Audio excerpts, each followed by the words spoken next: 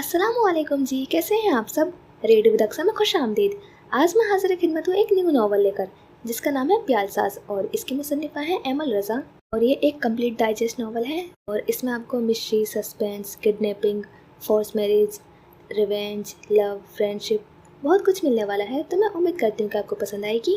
और episode start करने से पहले अगर आपने मेरा चैनल सब्सक्राइब नहीं किया है तो प्लीज़ चैनल को सब्सक्राइब और वीडियो को लाइक कर दें। तो चलते हैं हम एपिसोड की जानिब। प्यालसाज आज एमन रज़ा। राख रुकी हुई सब बस्तियाँ, दर अंदर अनगिनत हस्तियाँ, बेतलब बेवजह की ये फयाजियाँ, एक प्यालसाज की करम साजियाँ। अंधेरा ओढ़े आसमान से लपक कर बिजली का एक बूंदा फिसला और धरती की सतह पर फैल गया। मैदान के वस्त में आगे बरगद के दरख्त ने अपनी जटाओं को साकित कर लेना चाहा था।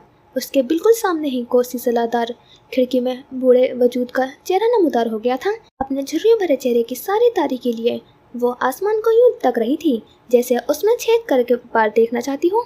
उसकी दरारी आंखों में हर तरह का मोहब्बत का जज्बा काफूर हो चुका था। उसने अब एक हाथ बाहर निकाल लिया। सलाखदार खिड़की की लकड़ी पर की गई नक्शो निगारी को वो यूं टटोल रही थी जैसे वहाँ उसका कुछ खो गया हो। उन सब नकुश से उसकी जानकारी असली थी। यकलक सन्नाटे में रद की आवाज़ फिर से गूंजी और हशरात तक के कानों को बहरा कर गई।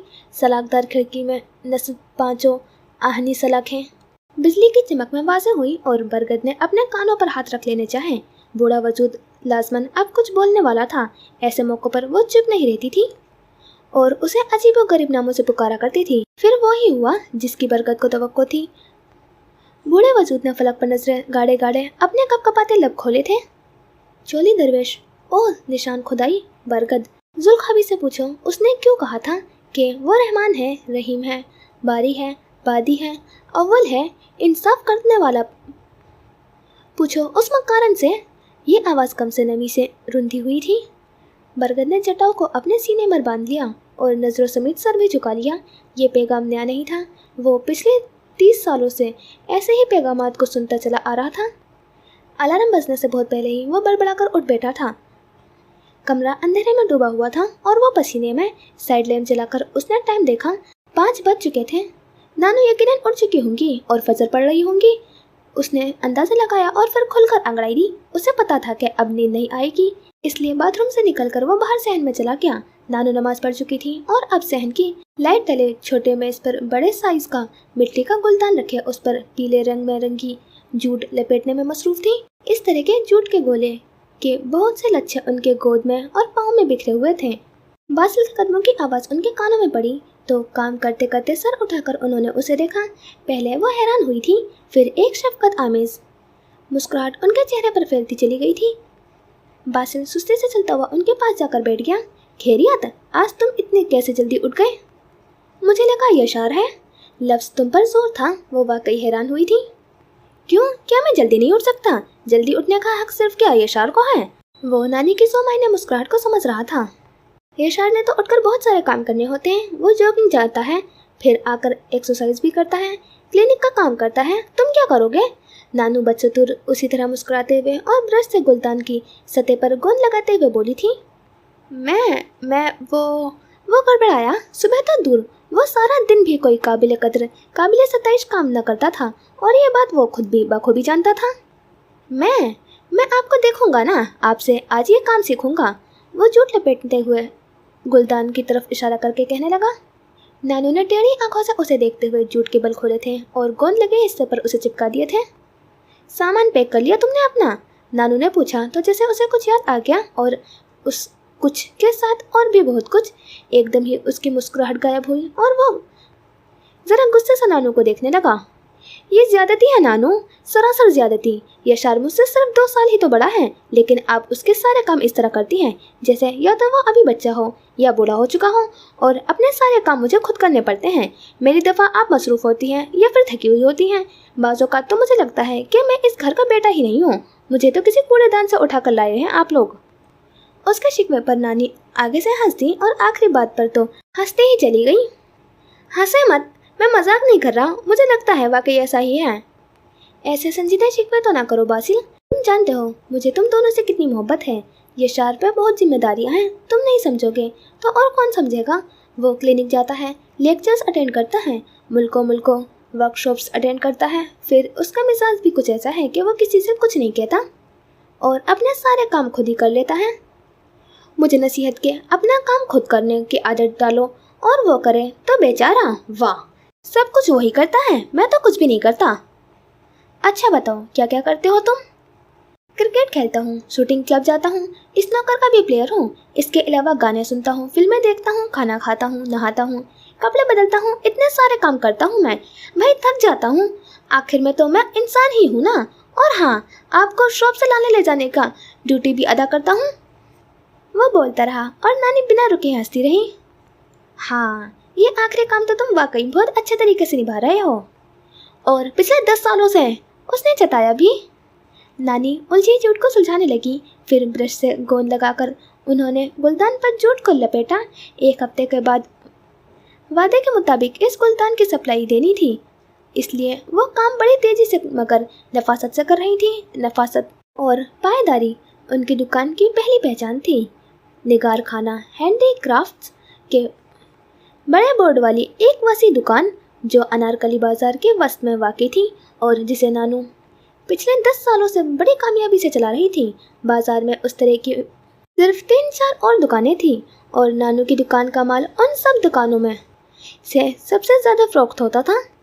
नानू उस दुकान की मालकिन होने से पहले घर से करीब हबीबल्ला रोड पर ही मौजूद गजाली हैंडी क्राफ्ट्स की दुकान पर भी 12 साल काम कर चुकी थी, लेकिन उस दुकान पर वो एक वर्कर और एक गाइड की हैसियत से काम करती थी। इसी जॉब ने उनके तजुर्बे, उनके हुनर और शौक को मज़ीद बढ़ाया था। इसलिए जब उनके पास काफ़ी सरमाया इकट्ठा हो गया तो उन्होंने अनारकली बाज़ार में अपनी दुकान खरीद ली और उस दुकान का नाम उन्होंने निगार खाना रखा। दस्तकारी, कुंदाकारी और चित्रकारी का शौक तो उन्हें बचपन से ही था, मगर ये काम कभी जिम्मेदारी समझकर भी करना पड़ेगा, इस बात का उन्होंने गुमान तक न किया था। फिर भी नानू बहुत खुश और असलूबी से ये काम कर रही थी। पिछले 25 सालों से उस काम से मुंसलिक होने के बावजूद भी अभी तक वो बोर नहीं हुई थी, बल्कि वो हर दिन पहले दिन की तरह ही पुरजोश होती थी। दुकान तरह तरह के नफीस, महंगे और खूबसूरत सामान से भरी हुई थी, जिसमें सिल्वर, तांबे के छेददार लैंप, फ्रेम, थाल और चिरागदान थे। ऊँट की खाल से बनी मिसाली लैंप, ऊँट की हड्डियों से बने सजावटी अशिया, शीशम की लकड़ी के गुलदान, बर्तन, जाम तश्तरी, जवाहरात के डब्बे, शीशे से जड़े जूट लिपटे गुलदान, मरमर के जाम और करा, सुलेमानी जर्द के जानवर, हाथी, घोड़े, शेर, सुलेमानी काहे के हिरन, सुलेमानी सिया की शतरंज, तिनका वर्ग की तस्वीरें, रोक नमक के मुख्तलिफ कालिब में ढले नमूने, मुल्तानी सफ़ेद और नीली नक्काशी के बर्तन, जरद कोड़ियों की कश्तियाँ, हार, कांटे, कड़े, कलश की जेबरे, राख थाली, बेड मस्तुओं के मोड़े, हज़ारे की चेंगरे, तलवारें और घड़ियाँ। नानू की दिली आरज़ू थी कि दुकान में मौजूद हर तरह की चीज़ें उनके हाथों की बनी हुई हो, लेकिन ये आरज़ू पूरा होना तकरीबन नामुमकिन थी। बाज़ चीज़ों में माहिर होने के लिए पूरी ज़िंदगी दरकार थी, जिसमें ऊँट की हड्डियों पर की हुई कुंदाकारी सर-ए-फ़हरिस्त थी और जो इंतहाई महंगी भी थी। दूसरे नंबर पर सुलेमानी पत्थर था, जिसको किसी कालिब में ढालना बहुत मुश्किल था। फिर भी आधे से ज़्यादा माल नानू के हाथों से ही निकलते हुए दुकान में पहुंचता था। जूट वर्क, तिनका वर्क, रॉक सोल्ड, शीशे से जुड़े बर्तन, चेंगरे, टोकरियाँ, इन सब के सैंपल नानू खुद अपने हाथों से तैयार करती थी। फिर कारीगर सैंपल देकर बाकी पीस बना लेते थे। सिल्वर का लैंप अगरचे नानू सालों बाद ही बनाती थी, लेकिन हर लैंप का डिज़ाइन नानू खुद डिज़ाइन करती थी। इनकी इस मेहनत की वजह से पिछले चंद सालों से ये दुकान अच्छी खासी चलने लगी थी और नानू पहले की निस्बत बहुत ज़्यादा ही मसरूफ़ हो गई थी। लेकिन इस मसरूफियत के बावजूद भी यशरा और बासिल दोनों भाइयों को नानू से भी कोई शिकायत नहीं हुई थी। हर काम हमेशा की तरह वक्त पर ही और मुकम्मल मिलता था। यशार MM आलम रोड पर अपना क्लिनिक चला रहा था। नफ्सियात शुरू से ही उसका पसंदीदा मौजू रहा था। फिर उसके इस शौक़ को उसके वालिद के अशाशा कुतुब ने मज़ीद बढ़ावा दिया था। मैट्रिक में आने तक यशार फैसला कर चुका था कि वो नफ्सियात का डॉक्टर बनेगा। उसका ये फैसला दुरुस्त साबित हो गया था। वो कम उम्र में ही नफ्सियात का कोई आम नहीं बल्कि जाना माना डॉक्टर बन चुका था।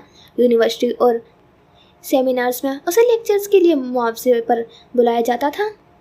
गैर ममालिक की बहुत सारी वर्कशॉप्स भी वो अटेंड कर चुका था और अब वो तो दूसरे ममालिक की भी वर्कशॉप्स और सेमिनार में मेहमान की हैसियत से बुलाया जाने लगा था। बासिल यशार के बिल्कुल उलट था। यशार के लिए ज़िंदगी जितनी सीरियस थी, बासिल के लिए उतनी ही नॉन सीरियस। वो शुरू से ही बेफिक्र और लापरवाह रहा था और नानू ने कभी उस पर रोक टोक नहीं की थी।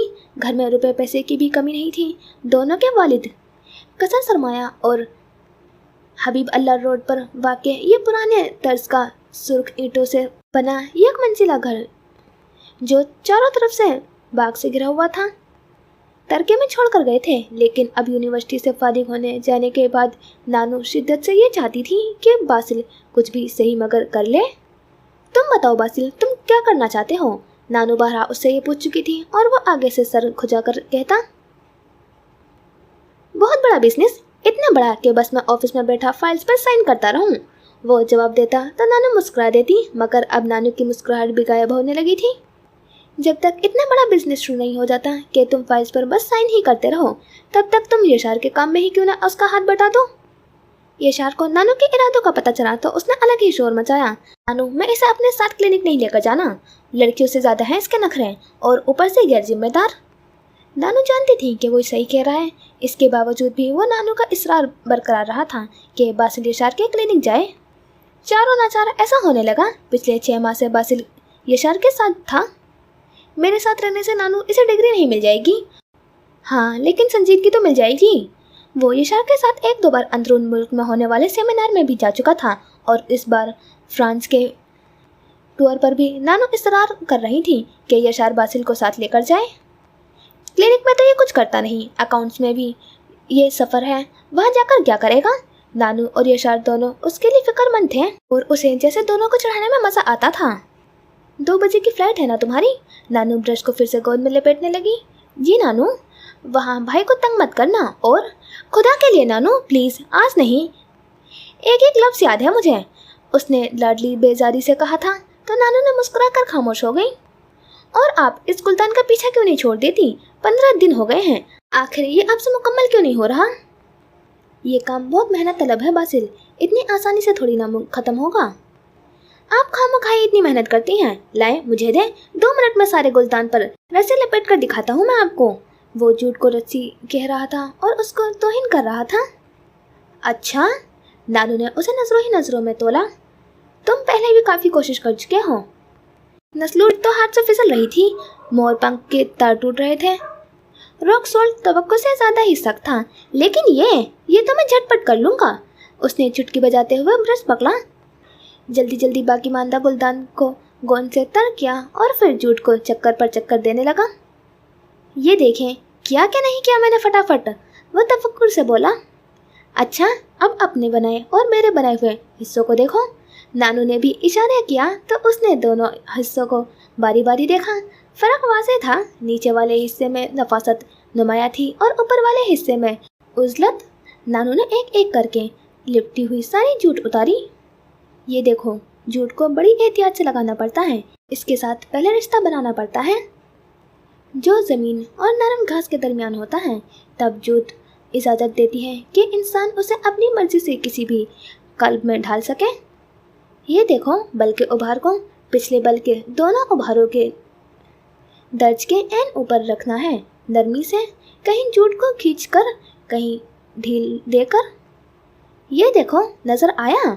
इस तरह से बनता है डिज़ाइन और इसकी तरीके से मिलती है कीमत। करें भाई करें, आप ही करें, हमें तो ना समझ आता है ये नहीं ये काम होता है। वैसे भी हम तो चले फ्रांस, वहाँ की खुशबू में खोने। वो कहता हुआ उठा और अपने कमरे की तरफ जाने लगा। नानू पीछे से उसकी पुश्त को देखे गई। उनकी आंखों में आंसू थे। पता नहीं वो कौन सा लम्हा था जब उनकी जान उनके वजूद से निकलकर यशार और बासिल दोनों भाइयों की मुंतकिल हो गई थी। सूरज मकाम पर गुरूब पर पहुंचा तो फलक पर बिखरी छोटी बड़ी बदलियों के टुकड़ों के किनारों पर जैसे आग पकड़ ली। हवा का झोंका खित्ते सरतान से निकला और बरगद के मोटे तने से टकरा गया। गिराबंदी चट्टाएं झूल झूल गईं। 100 चट्टाएं और उन सब पर अनगिनत गिरहें और बल पैगामात की जवाब तलबी की याद दहानी के तौर पर, और अब तो ये हिसाब कायनात की तरह लामहदूद हो गया था। बेकिनारा बेनतीजा किसी नए बल या गिरे की ख्वाहिश नहीं रही थी। दरवेश आंखों वाले बूढ़े वजूद ने उसे कहीं का नहीं छोड़ा था। वो उसके पैगामात के जवाब देने से कासिर था। सदाए बसर आसमान के पार तो जाती थी, लेकिन नदाए सुल्तानी वापस नहीं आती थी। अभी सदाए आसमानी का वक्त दूर था, बहुत दूर, और ये बात उस बूढ़े वजूद को समझाना नामुमकिन थी। वो किसी की सुनती ही कहाँ थी, और बरगद के अलावा वो किसी को सुनाते भी नहीं थी। फ्रांस का शहर पेरिस दरियाई सीन बह रहा था। रोज की तरह सूरज की किरणों को समेटे मशरिक की तरफ वो बह रहा था, उसके आंसुओं की तरह, जिनका हिस्म इस तरह ज़्यादा था कि एक और दरिया मौजूद समीत बह सकता था। उंगली के बोझ से उसके आंख में आया एक और आंसू उसने साफ किया और दरिया को ऐसे देखा जैसे उससे अपनी ज़िंदगी की तलखियों की वजह मांग रही हो। उन आंसुओं का हिसाब किताब भी बड़ा ही अजीब था। वो कहाँ से शुरू करती थी और कहाँ ख़त्म करती। कभी उसके हिसाब किताब में सदीम अंकल आ जाते, कभी यशब अंकल, कभी मम्मी और कभी डैडी। सदीम अंकल डैड के दोस्त थे। यशब अंकल की तरह तीनों दोस्त एक कंपनी के मालिक थे और पेरिस में एक ही घर में रहते थे। सदीम अंकल ने शादी नहीं की थी, उन्हें मोहलत ही नहीं मिली थी। वो जिंदा ज़मीर की आवाज़ों से डर जाने वाले आदमी थे। उसे सदीम अंकल से डेढ़ जितनी ही मोहब्बत थी। सदीम अंकल उसके पहले दोस्त थे और आखिरी भी। शायद सदीम अंकल की बीमारी पर ही उसने पहली बार रोना शुरू किया था। खुद सदीम अंकल को जिमल से इस कदर प्यार था कि वो हर वक्त कुछ न कुछ पढ़कर उस पर फूंकते रहते थे। वो जब भी रात को सोते मैं डर जाती, हमेशा सदीम अंकल के कमरे में चली जाती, और ऐसे में हमेशा उसे सदीम अंकल किसी न किसी इबादत में मसरूफ़ नज़र आते थे। वो नफिल अदा कर रहे होते थे, कुरान पाक की तिलावत करते या दुआ मांग रहे होते थे। जिमल को नमाज पढ़ने का तरीका भी उन्होंने ही सिखाया था, वरना जिस तरह के स्कूल में वो पढ़ रही थी वहाँ उसे किसी भी तरह की मजहबी तरबियत नहीं दी जाती थी। फिर जब वो बड़ी हुई तो उसे कुरान पाक पढ़ाने के लिए ट्यूटर का इंतज़ाम भी उन्होंने ही किया था। मॉम डैड ने बहुत मुखालफत की थी। आगे ही जिमल पर स्टडी का बहुत बोझ है। सदीम जब ज़रा सी बड़ी हो जाएगी तो कुरान भी पढ़ लेगी। मॉम डैड मुल्कों घूमने वाले आज़ाद परिंदों की ज़िंदगी गुजार रहे थे। ट्यूटर वाली बात उन्हें तब पता चली थी जब उसे आते हुए पूरा एक माह गुजर चुका था। और फिर सदीम अंकल की शख्सियत ऐसी थी कि कोई उनसे ज़्यादा बहस नहीं करता था। सदीम अंकल ने बराह रास्त जिमल से पूछा था कि क्या वो कुरान को पढ़ना चाहती है। अगरचे उसकी कोई बात ना तो उसकी समझ में आ रही थी, ना ही उसका अभी तक कुरान में दिल लगा था, लेकिन उसको पढ़ते देखकर सदीम अंकल के चेहरे पर जो खुशी आती थी वो उसे मंद होते हुए नहीं देख सकती थी। इसलिए उसने मॉम डैड से कह दिया था कि जैसा सदीम अंकल कहते हैं वो वैसा ही चाहेगी। वो 13 साल की थी और कुरान का दूसरा पारा ख़त्म कर पाई थी जब उसने घर की फ़िज़ा में परेशानी की बात महसूस की थी। यशब अंकल, मॉम, डैड सब चुप रहने लगे थे। सारे दिन के अलावा वो खाने की मेज़ पर भी जिमल के उठ जाने के बाद बहुत सीरियस किस्म की गुफ्तगू क्या करते थे। बहुत कोशिश के बावजूद भी वो बात की तह तक नहीं पहुंच सकी थी, लेकिन इतना ज़रूर जान चुकी थी कि ये सारा माहौल सदीम अंकल की वजह से बना हुआ है। उसने सदीम अंकल से बात की थी और वो सुनकर खामोश हो गए थे। बिलाखिर उसे एक दिन मम्मी ने बताया था कि तुम्हारे सदीम अंकल को ब्लड कैंसर हो चुका है जिमल, और उसका दिल लम्हे के लिए धड़कना भूल गया था। तुम उनके लिए दुआ करो, मम्मी ने मजीद कहा था। वो रोज़ दुआ करने लगी थी, रो रो कर, और सदीम अंकल को मौत के मुंह से जाते हुए देखती रही थी। उनका इलाज हो रहा था लेकिन वो ठीक नहीं हो रहे थे। मॉम डैड ज़्यादा देर जिमल को उनके पास बैठने नहीं देते थे। वो उन्हें देखकर बेतहाशा रोने लगती थी। सदीम अंकल उसका नन्हा हाथ अपने कमज़ोर होते हाथों में थाम लेते थे और हमेशा मुस्कुरा कर कहते थे, तुम तो इतनी मजबूत हो मेरी बेटी, आंसू तुम्हारी आंखों में अच्छे नहीं लगते, आइंदा मैं तुम्हें रोते हुए ना देखूं। तब सदीम अंकल नहीं जानते थे कि थोड़े अरसे बाद वो वाकई दोबारा उसे कभी नहीं देख सकेंगे, और जिमल भी नहीं जानती थी कि आने वाली ज़िंदगी में रोना उसका मुकद्दर बनेगा। अपनी मौत से एक दिन पहले सदीम अंकल ने जिमल को अपने पास बुलाया था। दुआ करो जिमल, मेरे सामने मेरे लिए दुआ करो। मैं आपके लिए रोज़ दुआ करती हूँ सदीम अंकल। وہ بچی نہیں تھی لیکن اتنی بڑی بھی نہیں تھی کہ بہت ضبط کے باوجود بھی وہ اپنے آنسو چھپا نہ سکے، اور اس کی آواز اس کے آنسو کی طرح چھلک گئی۔ میری صحت کے لیے نہیں زمل، میری بخشش کے لیے دعا کرو کہ وہ مجھے بخش دے، میرے گناہ معاف کر دے۔ سدیم انکل کی آنکھ میں نہ چاہتے ہوئے بھی آنسو آ گئے تھے۔ آپ بہت نیک ہیں سدیم انکل۔ نہیں، میں گنہگار ہوں زمل، دعا کرو وہ میرے ساتھ انصاف نہ کرے، مجھ پر اپنی رحمت کر دے۔ زمل نے ٹشو سے ان کے آنسو صاف کیے، پھر خود بھی رونے لگی تھی۔ تم رونا، گڑ گڑانا، خدا بچوں کی زبان سنتا ہے زمل، وہ تمہاری دعا ضرور قبول کرے گا۔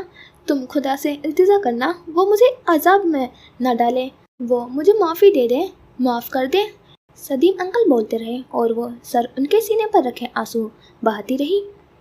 اس نے ان کا ہاتھ مضبوطی سے تھام رکھا تھا، جیسے اسے ڈر ہو کہ وہ یہ ہاتھ چھوڑے گی تو وہ دوبارہ کبھی اپنی گرفت میں نہیں لے سکے گی۔ اس کے سارے اندھے سے درست ثابت ہوئے تھے۔ صبح جب اس کی آنکھ کھلی تھی تو سدیم انکل جا چکے تھے، اسے چھوڑ کر ہمیشہ کے لیے۔ مہینے بھر بعد ڈیڈ اسے ورلڈ ٹور پر لے گئے تھے۔ وہ سنبھل ہی نہیں رہی تھی۔ ذہن کی لو پر جو نقش موت کی بھیانک تصویر نے ڈالا تھا، اسے سمجھنے کے لیے بہت سمے درکار تھا۔ 3 ماہ اس نے ڈیڈ کے ساتھ مختلف ممالک میں گزارے تھے۔ ممی اور یشب انکل کسی وجہ سے اس کے ساتھ نہ آ سکے تھے۔ ورلڈ ٹور کا فائدہ ہوا تھا، وہ خود کو کسی قدر سنبھال چکی تھی، لیکن یہ سنبھلنا لڑکھڑاتے ہوئے رک کر دوبارہ گرتے جیسا تھا۔ سدیم انکل کی وفات کو 6 ماہ ہوئے تھے جب وہ دوبارہ ایک رات سوتے ہوئے ڈر کر اٹھ گئی تھی۔ رات میں وہ اکثر ڈر جایا کرتی تھی۔ بچپن میں اپنی میٹ کو بھی اس حوالے سے بہت تنگ کیا تھا اس نے۔ پھر جب وہ ذرا بڑی ہوئی تو اس کا خوف سدیم انکل کے پاس جانے پر ہی ختم ہوتا تھا، اور اب سدیم انکل نہیں رہے تھے۔ وہ تیزی سے ممی کے کمرے کی طرف بھاگی تھی۔ ڈیڈ ملک سے باہر تھے اور ممی کے کمرے سے مشترکہ ہنسنے کی آوازیں آ رہی تھیں۔ تیز تیز چلتے وہ جیسے خود بخود رک گئی تھی۔ دوسری ہنسی کی آواز یشب انکل کی تھی۔ اسے پہچاننے میں ایک لمحہ بھی نہ لگا تھا۔ دروازہ دباؤ سے ذرا سا کھول کر اس نے اندر جھانکا اور سائڈ ٹیبل کی روشنی میں نظر آتے منظر کو دیکھ کر اس کا دل اپنی جگہ سے کھسک گیا۔ یشب انکل اور ممی دونوں ایک ساتھ ایک ہی بیڈ پر بے حد قریب تھے اور بیٹھے ہوئے ہنس رہے تھے، اور یہ منظر رات کو ڈرا دینے والے خوفناک خواب سے بھی کہیں زیادہ بھیانک تھا۔ وہ الٹے قدموں چلتی ہوئی اپنے کمرے میں واپس آئی اور کمبل میں منہ چھپا کر رونے لگی تھی۔ وہ نہ جانے کتنی ہی دیر روتی رہی تھی اور نہ جانے کتنی ہی دن بیمار رہی تھی۔ گھر کی خوشگوار فضا نکلی تھی، جذبے کھوکھلے اور رشتے منافق اسے سدیم انکل اور خدا رہ رہ کر یاد آتے تھے۔ وہ ممی اور یشب انکل کے آپس کے تعلق کی چمک ہر روز دیکھتی تھی، نظریں کے تبادلے، شوق ادائیں۔ ڈیڈ کی معصومیت اور بے خبری کو دیکھ کر اس کا دل مزید گھٹتا تھا۔ اس نے نمازیں پڑھنا شروع کر دی۔ اسکول کے بعد وہ اسلامی سینٹر جانے لگی۔ اس کا خیال تھا شاید اس طرح اللہ خوش ہو جائے گا اور امی، ڈیڈی، یشب انکل سب پہلے کی طرح ہو جائیں گے۔ وہ آنکھیں بند کر کے کھولے گی تو ممی بے وفائی اور یشب انکل کی دھوکے بازی اس کے ذہن سے ہمیشہ کے لیے نکل چکی ہوگی۔ لیکن کچھ بھی نہ ہوا۔ وہ او لیول کی آخری سال میں تھی جب ایک رات پاپا کو ہارٹ اٹیک آیا، اور ایک ہفتے بعد اسے اس ہارٹ اٹیک کی وجہ پتہ چلی تھی جب ممی ایک خط اس کے نام اور ایک ڈیڈ کے نام چھوڑ کر یشب انکل کے ساتھ گھر سے چلی گئی تھی۔ وہ خط اس نے نہیں پڑھا، دریائے سین میں بہا دیا۔ سدیم انکل کے بعد اس نے اس خاموش سین کو اپنا دوست بنا لیا تھا۔ اسے پتا تھا اس دوست کی نہ کبھی موت ہوگی، نہ اسے اس کی موت پر رونا پڑے گا۔ ڈیڈ کے نام لکھے جانے والے اس خط کی عبارت کا اسے علم نہیں تھا، لیکن اس خط کے لکھے جانے کے پیچھے جو تحریک کار فرما تھی اس نے ڈیڈ کو چپ لگا دی تھی۔ زمل کا خیال تھا کہ وہ ممی اور یشب انکل پر چیخیں گے، چلائیں گے، انہیں برا بھلا کہیں گے، گالیاں دیں گے، لیکن ایسا کچھ بھی نہیں ہوا تھا۔ ڈیڈ مطمئن بیٹھے رہے تھے، جیسے اس بات کے ہو جانے کا انہیں 100% یقین تھا، یا جیسے وہ کب سے اس واقعے کا رہنما ہونے کا انتظار کر رہے تھے۔ ڈیڈ نے کمپنی میں موجود دونوں کے شیئرز بغیر کسی حصت کے دونوں کے نام منتقل کر دیے تھے۔ وہ جانتے تھے کہ دونوں اس وقت کہاں ہیں، اس کے باوجود زمل نے کبھی ان کی ممی سے ملنے کی خواہش کا اظہار نہیں کیا تھا۔ وہ اب ڈیڈ میں ہی موم ڈیڈ دونوں تلاش کرنے لگی تھی، لیکن ڈیڈ میں ڈیڈ بھی مشکل ہی سے ملتے تھے اسے۔ رفتہ رفتہ انہوں نے ڈائننگ ٹیبل پر آنا بھی چھوڑ دیا۔ وہ سارا دن اپنے کمرے میں بند رہ کر گزار دیتے تھے۔ کمپنی کی ساکھ بکھر رہی تھی لیکن انہیں جیسے کسی چیز کی پرواہ ہی نہیں رہی تھی۔ وہ اسموکنگ کرنے لگے تھے، شراب اور پھر کثرت شراب۔ زمل کے لیے ان کی یہ حالت قابل رحم تھی۔ شراب کے نشے میں وہ چیختے چلاتے، ملازموں کو برا بھلا کہتے، چیزیں توڑتے۔ زمل قریب جاتی تو وہ اسے بھی دھتکار دیتے۔ دور رہو مجھ سے، دفع ہو جاؤ میری نظروں سے۔ تم بھی اسی کمینے یشب کی بیٹی ہو نا؟ وہ غصے میں کبھی اسے پرے کرتے، کبھی بالوں سے پکڑ کر اس کا چہرہ بگوڑ دیکھتے، جیسے یقین کر رہے ہوں کہ وہ ان کی ہی بیٹی ہے یا نہیں۔ ان سب کے بعد جب ان کا نشہ اترتا تو وہ بیٹھ کر رونا شروع کر دیتے، کبھی اونچی آواز میں، کبھی خاموشی سے۔ زمل خود بھی رونا شروع کر دیتی تھی۔ پچھلے 4 سالوں میں وہ انہیں مختلف ڈاکٹرز کو دکھا چکی تھی۔ مشہور ملکی و غیر ملکی ماہر نفسیات سے اس نے کنسلٹنگ کی تھی۔ ڈیٹ تھوڑے عرصے کے لیے ٹھیک بھی ہو جاتے تھے اور یہ تھوڑا عرصہ سورج اور شبنم کے رشتے کی طرح ہوتا تھا۔ فرانس، امریکہ، برطانیہ، وہ تینوں جگہوں پر ماری ماری پھر رہی تھی۔ اس دوران مختلف ادواریں کی کالجز بھی آتی جاتی رہی تھی۔ وہ ان سے بات نہیں کرنا چاہتی تھی لیکن ان سے نفرت کا اظہار بھی اس کے لیے آسان نہیں تھا۔ تھوڑے وقت کی ٹیلی فون کی گفتگو میں وہ ہاں نہ میں بات کیے جاتی۔ ممی اپنا فرض نبھا کر لمبے عرصے کے لیے رابطہ منقطع کر دیتی تھی۔ ڈیٹ کی طبیعت دن بہ دن گر رہی تھی، جس کی وجہ سے زمل کی تعلیم بھی متاثر ہو رہی تھی۔ وہ جوان تھی، اس کی بھی کچھ خواب تھے، وہ کچھ کرنا چاہتی تھی، آگے بڑھنا چاہتی تھی، لیکن موجودہ صورتحال میں اس کے خوابوں کے شرمندہ تعبیر ہونے کے زیادہ چانسز نہیں تھے۔ اس نے ایک NGO جوائن کی تھی، تیسری دنیا میں عورتوں کے عصمت دری میں اضافے کے حوالے سے NGO، اور اس NGO میں اس کا کام نہ ہونے کے برابر تھا۔ 2-3 آرٹیکلز کے علاوہ وہ اب تک کچھ بھی ایسا قابل قدر کام نہیں کر سکی تھی جو دوسروں کو متاثر کر سکے۔ اسی NGO کے اشتراک سے ہونے والے ایک سیمینار کی تفصیلی پڑھتے ہوئے اس کی نظریں سے ڈاکٹر یشار کا مختصر سا تعارف گزرا تھا، جو عنقریب فرانسیسی عورتوں کے عصمت دری کے بعد کی ذہنی کیفیت پر منعقد 7 روزہ سیمینار میں شرکت کرنے کے لیے آ رہا تھا۔ زمل نے ڈاکٹر یشار سے متعلق اور بھی بہت ساری معلومات اکٹھے کر لی تھی۔ یشار کا تعلق پاکستان سے تھا۔ وہ بمشکل 35 سال کا ایک پرکشش نوجوان تھا اور اپنے کیریئر کے مختصر عرصے میں ہی اس نے غیر ممالک کے لگ بھگ 10 سے زیادہ ٹور کر چکا تھا۔ وہ پاکستان سے تھا، ڈیٹ کے دیش سے۔ صرف یہی ایک ایسی بات تھی جس کے باعث وہ یشار سے رابطہ کرنا چاہتی تھی۔ اس کا خیال تھا کہ یقیناً علاج کا اچھا نتیجہ نکلے گا۔ اس نے اپنے سارے اختیارات کا استعمال کر کے یشار کے فرانس میں 1 مہینے کے شیڈول کو جانا تھا اور اب وہ جلد سے جلد اس سے ملنے کی خواہش مند تھی۔ ہوا میں نمی اور کھنکی کی جوت جاگنے لگی تھی تو کھڑکی بند کر کے وہ راکنگ چیئر پر بیٹھ گئی۔ کمرے میں پھیلا نیم اندھیرا گہرا ہونے لگا تھا۔ راکنگ چیئر پر جھولتے جھولتے اور چھت کو گھورتے وہ اپنے اعصاب کو نارمل کرنے کی کوشش کر رہی تھی۔ پیرس میں پہلا دن کافی تھکان دینے والا گزرا تھا۔ ایئرپورٹ سے سیدھے ہوٹل، پھر 3 گھنٹے بعد کونسل ہال، جہاں 4 گھنٹے کی پہلے دن کی تقریب حد درجہ بورنگ تھی۔ باسل کو دل ہی دل میں نانو پر غصہ آیا تھا کہ کہاں انہوں نے کیوں یشار سے ضد کی تھی کہ وہ اسے اس بار باسل کو بھی اپنے ساتھ لے جائے۔ کیا ہی اچھا ہوتا کہ اگر یشار یہاں اکیلا ہی آ جاتا اور وہ لاہور میں نانو کے پاس رہ جاتا، کلینک بھی نہ جانا پڑتا۔ ویسے بھی نانو کے ساتھ وقت گزارنا باسل کو ہمیشہ ہی اچھا لگتا تھا۔ وہ پیار سے انہیں اپنی گرل فرینڈ کہا کرتا تھا۔ یشار کی غیر موجودگی میں 1 ماہ کی طویل چھٹی میں اس نے خوب انجوائے کرنا تھا، لیکن نانو بھی نا جب کسی بات پر اڑ جائیں تو پھر اپنی ضد منوا کر ہی دم لیتی ہیں۔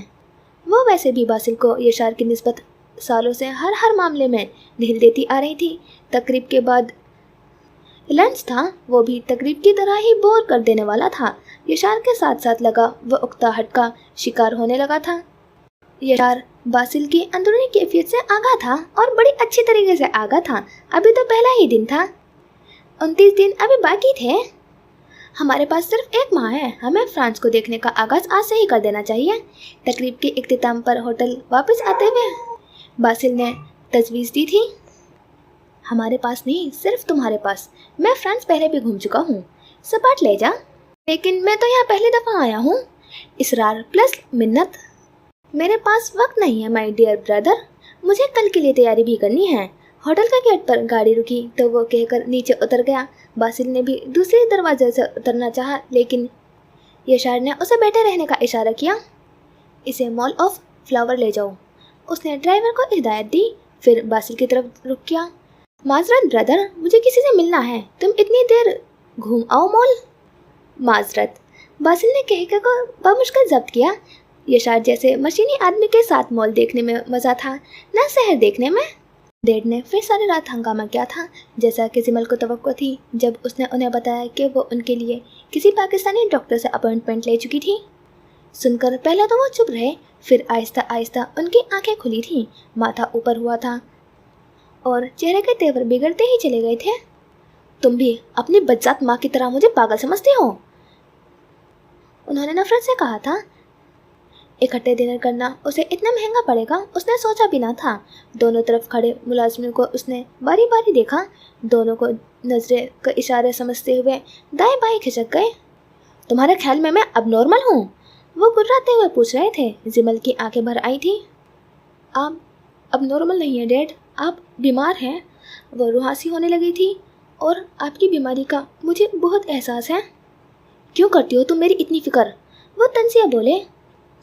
तुम तो शायद मेरी बेटी ही नहीं हो, इस हरामखोर यशब की बेटी हो, या शायद तुम्हारा असल बाप सदीम हो। तुम्हारी माँ से कुछ भी बैद नहीं, या हो सकता है कोई और जिसे मैं जानता तक ना हो। डैड गुस्से से बोलते चले गए और वो सर झुकाए आंसू बहाती रही। आप ऐसा क्यों कहते हैं? आपको पता है मैं आपकी बेटी हूँ। वो बाकायदा रोने लगी थी। डैड ने माथे की सिलवटें कम हुई थी और वो एकदम ही खामोश हो गए थे।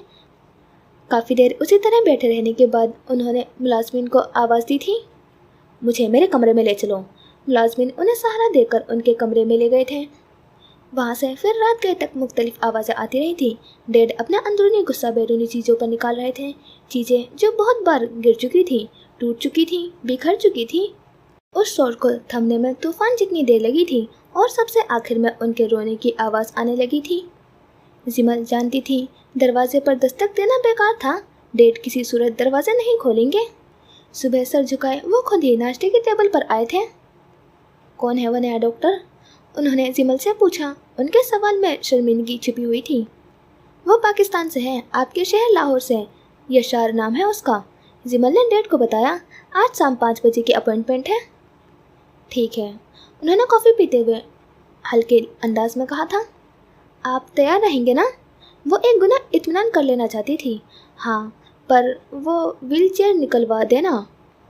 अब मुझ में इतनी सकत नहीं रही कि मैं अपनी टांगों पर चलकर कहीं आ जा सकूं। उन्होंने बेतासुर चेहरे से बेतासुर जुमला बोला था। जिमल वक्ती तौर पर खुश हो गई थी। डैड की रजामंदी का इत्मीनान और व्हील चेयर की बेचैनी वो मज्जाद एहसास में गिरी हुई थी।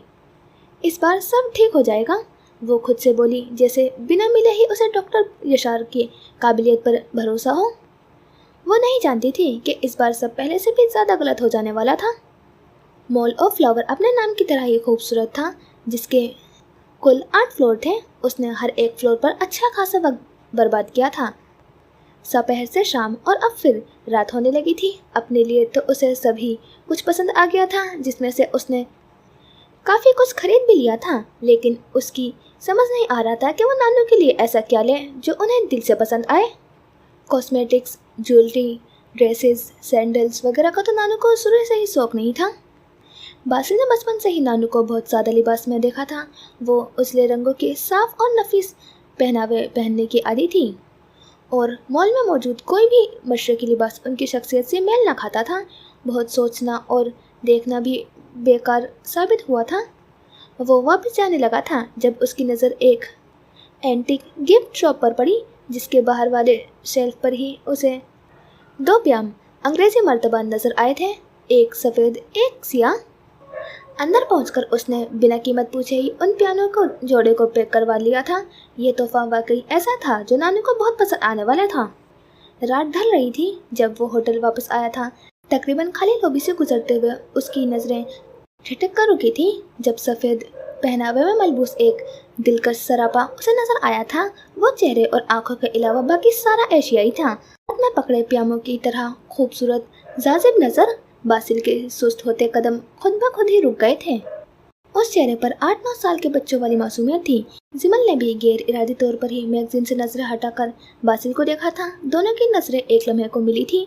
फिर बासिल ने चौंकते हुए अपनी नजरें का जाविया बदल लिया था। जिमल भी दोबारा मैगजीन की तरफ वरगर्दानी करने लगी थी। राहदारी में नसब पेंटिंग्स को देखते हुए भी वो बार बार पलटकर उसे देखने में खुद को रोक न सका था। फिर वो लिफ्ट की तरफ बढ़ गया।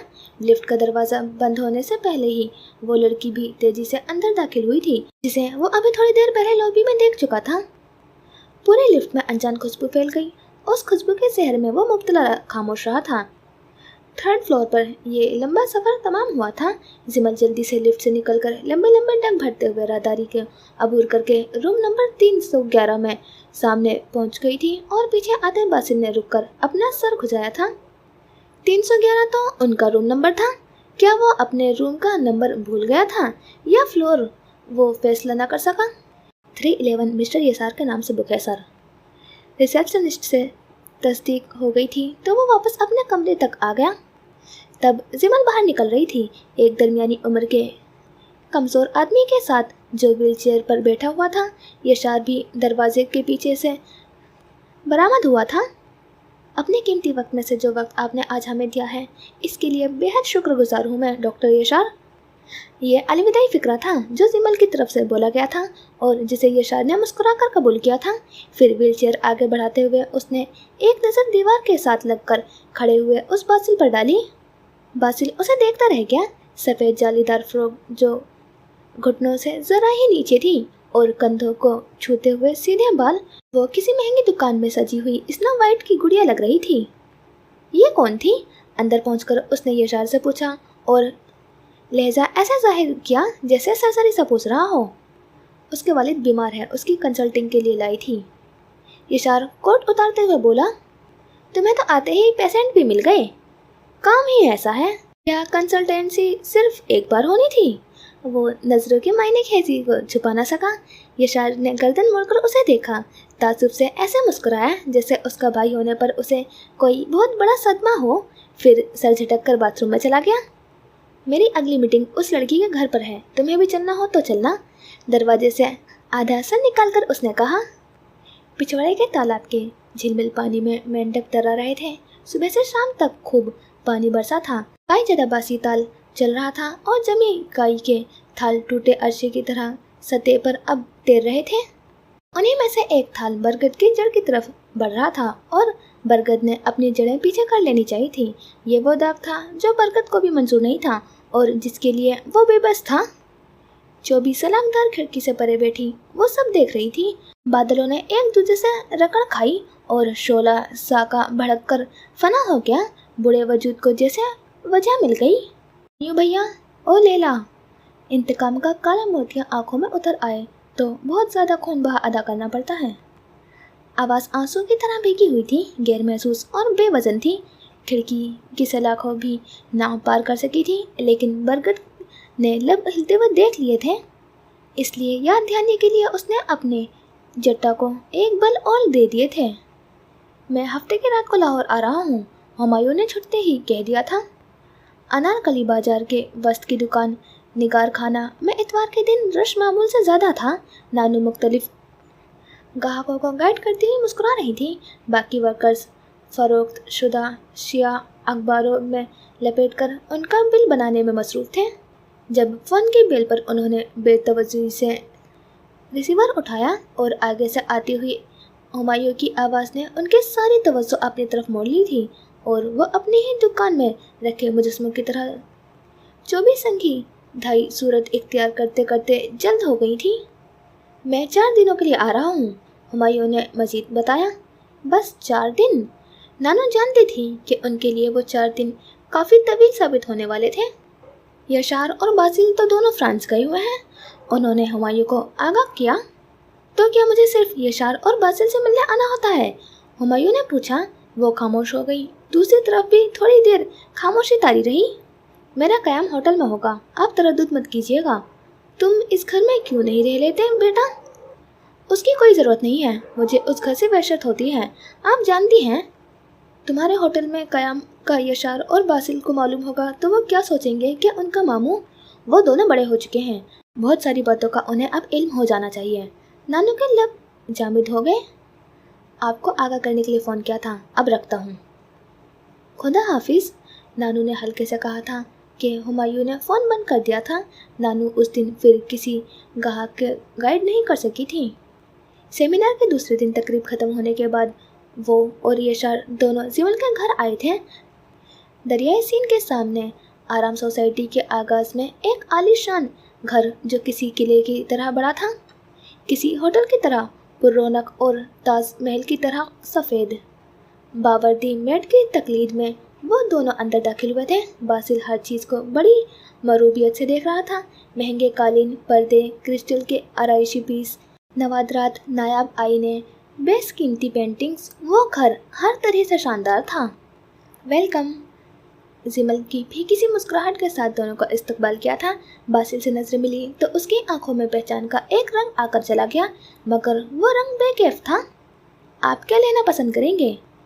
तकल्लुफ़ में पढ़ने की ज़रूरत नहीं है मिस जिमल, मेरे पास इतना वक्त भी नहीं है, आप समझ सकती हैं। जी, लेकिन आप बताएं आपके डेट कहाँ है? वो लाइब्रेरी में है, सुबह से वही हैं। मेरे ख्याल से कंसल्टेंसी के लिए वो जगह मुनासिब है।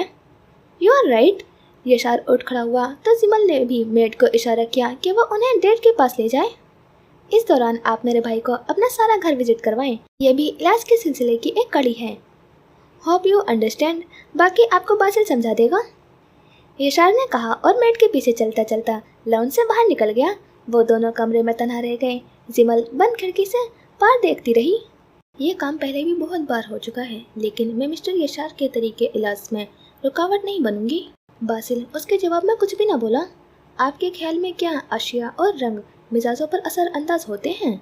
वो पूछने लगी। मैं नफ्सियात का डॉक्टर नहीं हूँ। इन बातों का यशार को मुझसे बेहतर पता है। मुझे तो वही करना है जो उसने कहा है। लेकिन आपके बात के जवाब में मैं इतना ज़रूर कहूँगा कि हाँ, अशिया और रंग मिजाजों पर असर अंदाज होते हैं। जैसे हमारे वालिदैन से मुंसलिक कुछ चीज़ें हमें देखकर हम उदास हो जाते हैं, कब्रें जो हमें खौफज़दा कर देती हैं, सफ़ेद रंग जो कफन की याद दिलाता है, किसी खास रंग के फूल जो अच्छे या बुरे वक्त के अमीन होते हैं, और उस अच्छे बुरे वक्त को जानना ही इल्म नफ्सियात कहलाता है। जिमल जैसे उसकी बातों से मुतासिर हुई थी। ठीक है, फिर चलते हैं। वो उठ खड़ी हुई थी और लंबी राहदारी पार करके उसे डेट के कमरे तक ले आई थी। यह डेट का कमरा है। हैंडल घुमाकर उसने दरवाज़ा खोल दिया। एक्वा ग्रीन और उसके फैमिली रंगों से मुंसलिक डॉक्टर थॉमस ने रिकमेंड किए थे कि ये रंग जहन को पुरसकून करने के लिए है। बासिल हर चीज़ को डायरी में लिखने लगा। शेल्फ में रखे ये खिलौने डॉक्टर जट की तजवीज़ थी। उनका ख्याल था कि खिलौने इंसान को उसके बचपन की याद दिलाते हैं और उसका दिल फरिश्ते जैसा मासूम हो जाता है। वो रुकी, फिर बोली, वॉल क्लॉक, कर्टेंस, मिरर, कोई भी चीज़ मेरी या डेट की चॉइस की नहीं है। ये रूम डॉक्टर की असलाहों से भरा हुआ है। बासिल लहजे के उतार चढ़ाव पर चौंक गया। सॉरी, मैं थोड़ी जज्बाती हो गई थी। वो आँख में आए आंसुओं को साफ करने लगी। बासिल चंद लम्हे उसे देखता रहा। अब तक आप कितने डॉक्टर से इलाज करवा चुकी हैं? लातादाद। बाहर निकलकर उसने दरवाज़ा बंद किया। क्या घर में कुछ ऐसी चीज़ें मौजूद हैं जिनको देखकर आपके डेट कुछ सोचते हों, देखकर रुकते हों, गुस्से में आ जाते हों, या किसी भी तरह का दूसरा रवैया?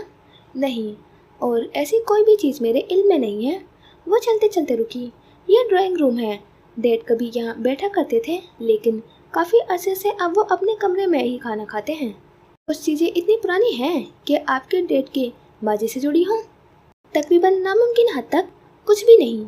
मम्मी हर 2 साल बाद पूरे घर की एक एक चीज़ को तब्दील करवा देती थी।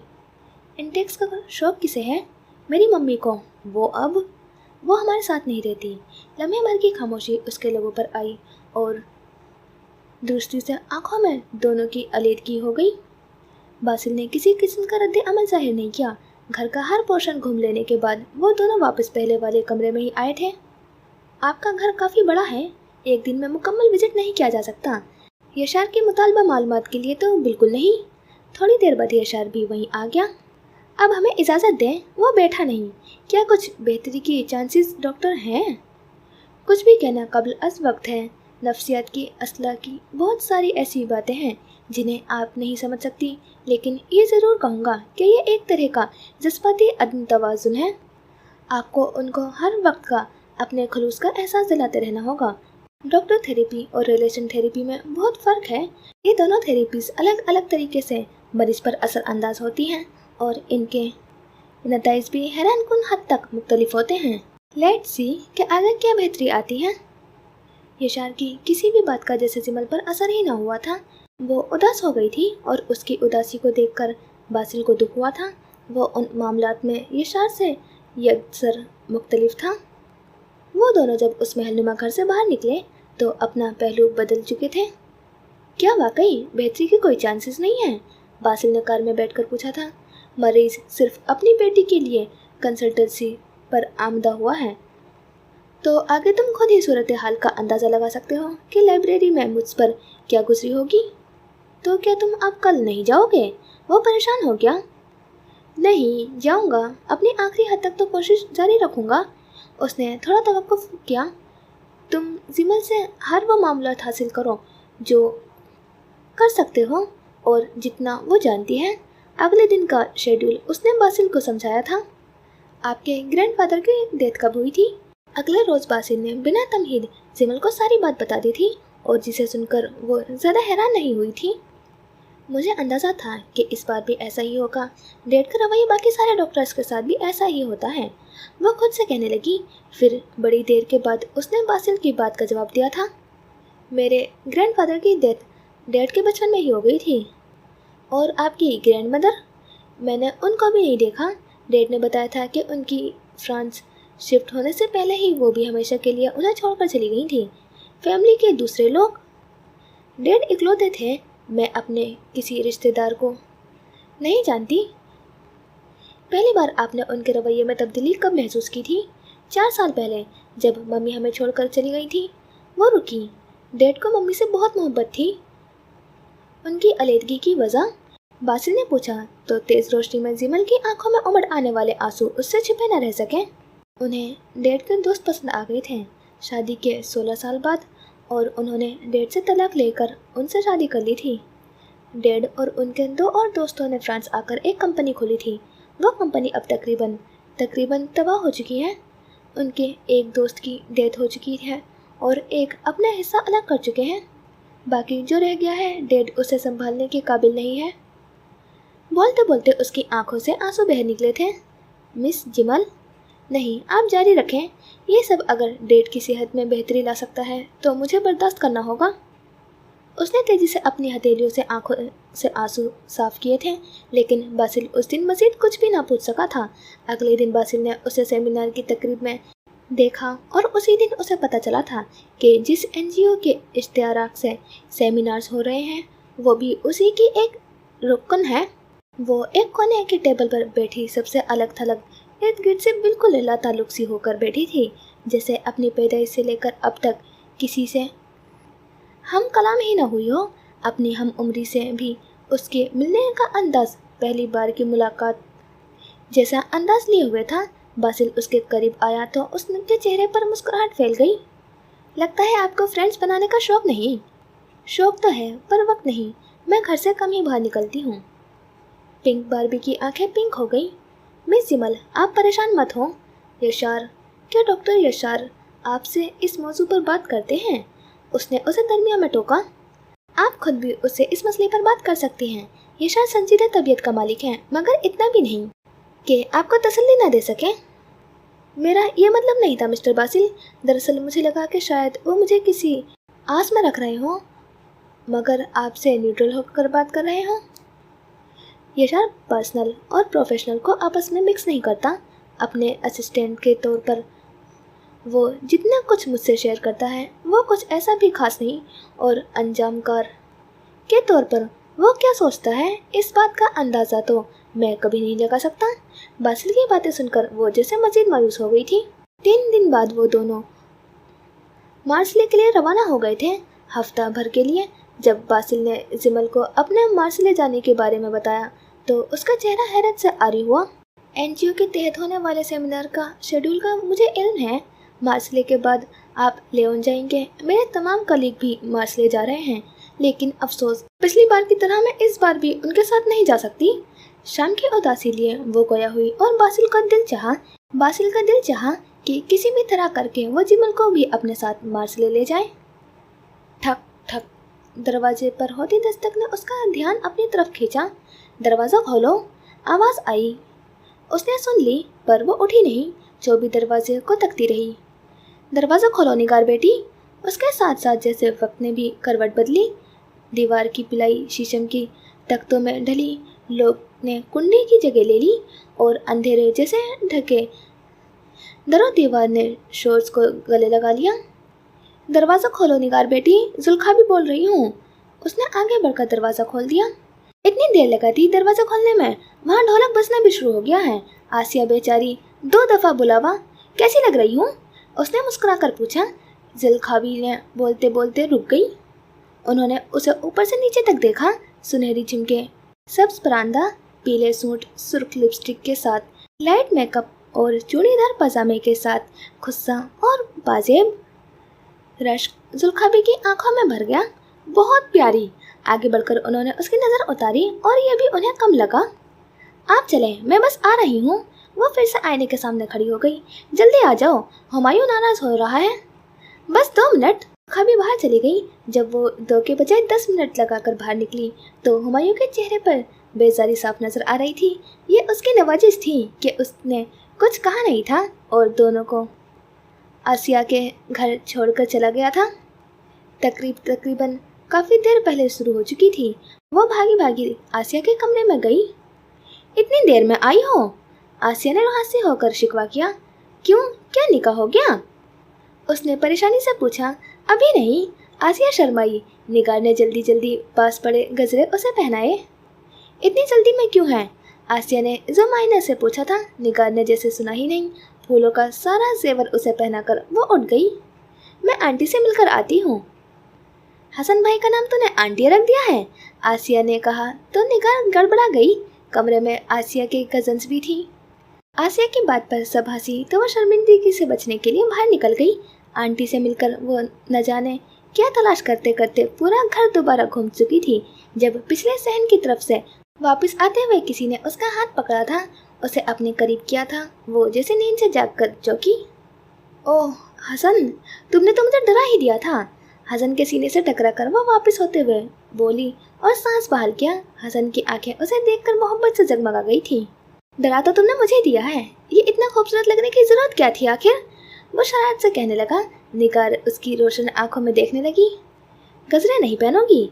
उसने पूछा और जवाब का इंतजार किए बगैर अपनी जेब से गजरे निकालकर उसके आगे किए।